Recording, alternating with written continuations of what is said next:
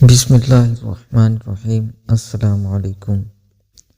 وہ عورت روز اس نوجوان کو دیکھتی، لیکن وہ بغیر اس کی طرف دیکھے سر جھکا کر اس کی گلی سے گزر جاتا۔ دیکھنے میں وہ کسی مدرسے کا طالب علم لگتا تھا، لیکن اتنی خوبصورت تھا کہ وہ دیکھتے ہی اسے اپنا دل دے بیٹھی، اور اب چاہتی تھی کہ وہ کسی طرح اس پر نظر الفت ڈالے۔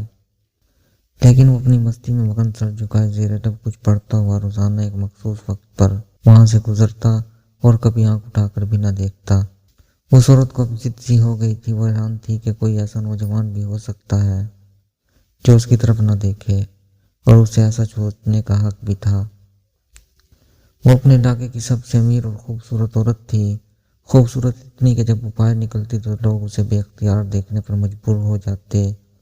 اسے حیرت تھی کہ جس کی خوبصورتی کو دیکھنے کے لیے لوگ ترستے ہیں، وہ خود کسی کو پسند کرے اور وہ مائل نہ ہو، اس کی طرف دیکھنا گوارا نہ کرے۔ اپنی انا کی شکست اور خوبصورتی کی توہین پر وہ پاگل ہو گئی، اور کوئی ایسا منصوبہ سوچنے لگی جس سے وہ اس نوجوان کو حاصل کر سکے اور اس کا غرور توڑ سکے۔ آخرکار شیطان نے اسے ایک ایسا طریقہ سجھا دیا جس میں پھنس کر وہ نوجوان اس کی بات مانے بنا رہ ہی نہیں سکتا تھا۔ اگلے دن جب وہ نوجوان اس گلی سے گزر رہا تھا، ایک عورت اس کے قریب آئی اور کہنے لگی، بیٹا میری مالکن تمہیں بلا رہی ہے۔ نوجوان نے کہا، اماں جی آپ کی مالکن کو مجھ سے کیا کام ہے؟ اس عورت نے کہا، بیٹا اس نے تم سے کوئی مسئلہ پوچھنا ہے، وہ مجبور ہے، خود باہر نہیں آ سکتی۔ نوجوان اس عورت کے ساتھ چلا گیا۔ اس کے وہم و گمان میں بھی نہیں تھا کہ جو عورت اسے بلا رہی ہے اس کا منصوبہ کیا ہے، وہ کیا چاہتی ہے۔ وہ تو اپنی فطرتی سادہ دلی کی وجہ سے اس کی مدد کرنے کے لیے اس کے گھر آ گیا۔ اس کے ذہن میں تھا کہ شاید کوئی بوڑھی عورت ہے جو اپنی کسی معذوری کی وجہ سے باہر آنے سے قاصر ہے۔ نوکرانی نے اسے ایک کمرے میں بٹھایا اور انتظار کرنے کا کہہ کر چلی گئی۔ تھوڑی دیر بعد کمرے میں وہی عورت داخل ہوئی۔ نوجوان نے بے اختیار اپنی نظریں جھکا لی، کیونکہ اندر آنے والی عورت بہت خوبصورت تھی۔ نوجوان نے پوچھا، جی بی بی آپ نے کون سا مسئلہ پوچھنا ہے؟ عورت کے چہرے پر ایک شیطانی مسکراہٹ آ گئی۔ اس نے اپنے دل کا حال کھول کر رکھ دیا اور کہا کہ میری سب سے بڑی خواہش ہے کہ میں ایک دفعہ تمہیں حاصل کر لوں۔ نوجوان یہ بات سن کر کانپ گیا اور کہنے لگا، اللہ کی بندی اللہ سے ڈرو، کیونکہ گناہ کی طرف مائل ہو رہی ہو۔ اس نے عورت کو بہت سمجھایا، لیکن عورت پر تو شیطان سوار تھا۔ اس نے کہا کہ یا تو تم میری خواہش پوری کرو گے یا پھر میں شور مچاؤں گی کہ تم زبردستی میرے گھر میں داخل ہوئے اور میری عزت پر حملہ کیا۔ نوجوان یہ بات سن کر بہت پریشان ہوا۔ اسے اپنی عزت کسی بھی طرح محفوظ نظر نہیں آ رہی تھی۔ اس کی بات مانتا تو گناہ گار ہوتا، نہ مانتا تو لوگوں کی نظر میں برا بنتا۔ وہ علاقہ جہاں لوگ اس کی شرافت کی مثالیں دیا کرتے تھے، وہاں پر اس پر اس قسم کا الزام لگ جائے، یہ اسے گوارا نہیں تھا۔ وہ عجیب مصیبت میں پھنس گیا تھا۔ دل ہی دل میں وہ اپنے اللہ کی طرف متوجہ ہوا اور اللہ سے مدد چاہی تو اس کے ذہن میں ایک ترکیب آ گئی۔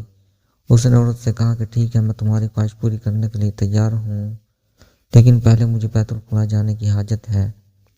عورت نے اسے بیت الخلا کا بتا دیا۔ اس نوجوان نے اندر جا کر ڈھیر ساری غلاظت اپنے جسم پر مل لی اور باہر آ گیا۔ عورت اسے دیکھتے ہیں چلا اٹھی، یہ تم نے کیا کیا ظالم، مجھ جیسی نفیس طبیعت والی کے سامنے اتنی گندی حالت میں آ گئے، دفع ہو جاؤ، نکل جاؤ میرے گھر سے۔